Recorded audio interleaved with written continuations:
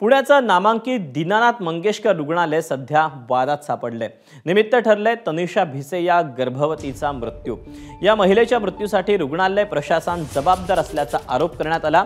तनिषा भिसेनं दीनानाथ मंगेशकर रुग्णालयात तिला दाखल केलं गेलं, तेव्हा हॉस्पिटल प्रशासनानं 10 लाखांची मागणी केली होती, पण 2.5 लाख भरायला तयार असूनही रुग्णालयानं दाखल करून घेतलं नाही अशी तक्रार भाजप आमदार अमित गोरखेंनी केली।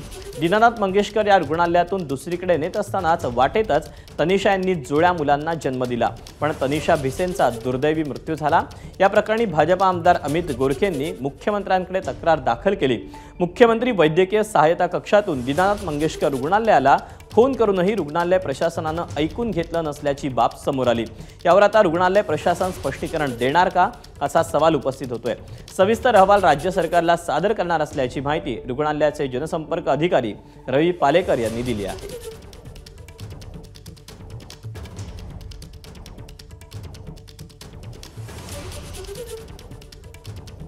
तनिषा भिसे माझी वहिनी लागते। 28 तारखेला तिला थोडंसं ब्लीडिंग होत होतं आणि पोटात दुखत होतं, म्हणून आम्ही दीनानाथ मंगेशकरला गेलो, डॉक्टरांना भेटलो। डॉक्टर बोलले की जरा क्रिटिकल सिच्युएशन आहे। डॉक्टर बोलले की 20 लाख रुपये लागतील भरण्यासाठी। ठीक आहे, आम्ही म्हणलो की आता थोडे काही कमी, तर ठीक आहे आता 10 लाख रुपये भरा, तुम्ही डिपॉझिट आता 10 लाख रुपये भरा, आणि जर तुमची काही ऐपत वगैरे नसेल, कॅपॅसिटी नसेल, तर तुम्ही डायरेक्ट ससून हॉस्पिटलला जाऊ शकता, तिथे पण उपचार चांगले होतात। आणि एवढं सगळं हे पेशंट समोर म्हणलेत। पेशंटचा बीपी आधीच हाय होता, 150, 100, 160, 100 असा होता। पेशंटला खूप टेन्शन आलं आणि पेशंट बाहेर आल्यानंतर खूप रडत आलं। त्याचाच पेशंटनी खूप धसका घेतला।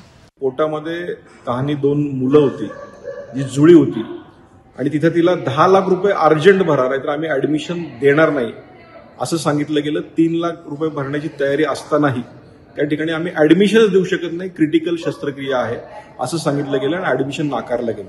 त्यानंतर मंत्रालयातनं फोन गेल्यानंतरही तिथल्या ऍडमिनिस्ट्रेशननी ते झुकारून त्यांना ऍडमिशन दिलं नाही आणि त्या धावपळीत दुसऱ्या हॉस्पिटलमध्ये जावं लागलं। पण त्या दुसऱ्या हॉस्पिटलमध्ये गेल्यानंतर त्या ठिकाणी ट्रीटमेंट मिळाली, त्या ठिकाणी त्यांना 2 जुळ्या मुली झाल्या, पण दुर्दैवी त्या आईचे त्या ठिकाणी मृत्यू झाला। त्यामुळे येणाऱ्या अधिवेशनामध्ये नक्की हा विषय आम्ही मांडणार आहोत। दीनानाथ मंगेशकर हॉस्पिटल या पूर्ण प्रकरणाची केसची माहिती घेऊन शासनाकडे त्यांचा संपूर्ण अहवाल चौकशीसाठी पाठवणार आहे। आता जे माध्यमातून जे समोर आलेलं आहे ते पूर्णपणे अर्धवट आलेलं आहे। आता त्याच्याविषयी आम्ही काही बोलणार नाहीये, जे काय आहे ते सविस्तर आम्ही शासनाकडे माहिती सबमिट करू। तेव्हा आता या सगळ्या प्रतिक्रिया ऐकल्यानंतर एक प्रश्न उपस्थित होतोय, तो म्हणजे या महिलेच्या मृत्यूला नक्की जबाबदार कोण?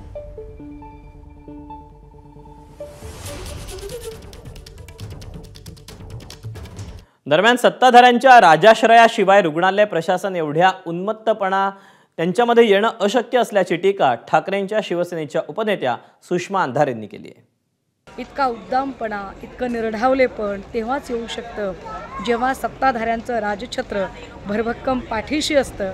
आणि दीनानाथ रुग्णालयाच्या बाबत तर अशा असंख्य तक्रारी होऊनही रुग्णालय मोठ्या दिमाखात उभं आहे। प्रश्न हा उरतो की जर सत्ताधारी आमदारांच्या निकटवर्तीयांच्या जीवावर बेतेपर्यंत सुद्धा जर रुग्णालयाला काहीच वाटत नाही, तर आर्थिकदृष्ट्या दुर्बल घटकातील लोकांना तर हे रुग्णालय किड्यामुंग्यासारखं चिरडून टाकायलाही मागे पुढे बघणार नाही। एबीपी माझा, उघडा डोळे बघा नीट।